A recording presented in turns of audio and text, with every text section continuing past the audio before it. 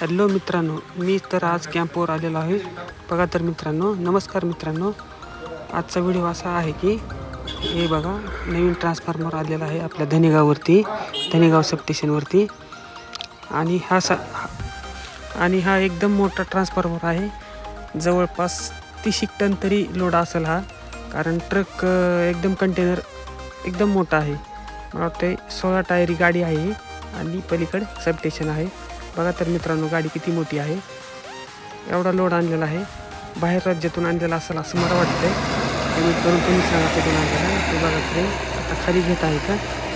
Crane पण एकदम मोठं, 2 क्रेन आहेत, कारण एका क्रेनला काय उतरायचं काही शक्य नाही.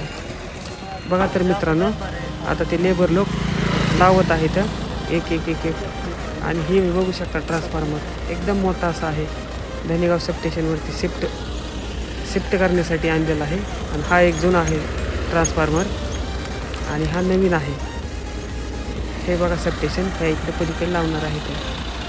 हे बघा, क्रेन एकदम न्यू क्रेन आहे आणि आता हळूहळू त्यांचं काम चालू आहे.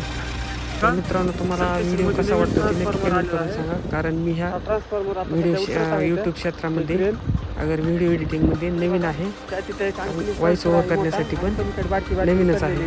तर बघा तर मित्रांनो, आता बघा मित्रांनो, क्रेन आता लावत आहेत. ते ऑइलचे बॅरल खाली घेत आहे. आणि हा ट्रान्सफॉर्मर बघा मित्रांनो, हा ट्रान्सफॉर्मर किती मोठा आहे. त्या क्रेन अंदाज लावू शकता किती खाली घ्यायचा आहे, किती किलो वजनाचा असेल. ते बघा मित्रांनो, तुम्हाला हा व्हिडिओ कसा वाटला नक्की बघा. तर मित्रांनो, आता ते लेबर लोक लावत आहेत ती पट्टी खाली घेण्यासाठी. बघा तर मित्रांनो, व्हिडिओ कसा वाटला नक्की कमेंट करून सांगा, कारण मी नवीन आहे.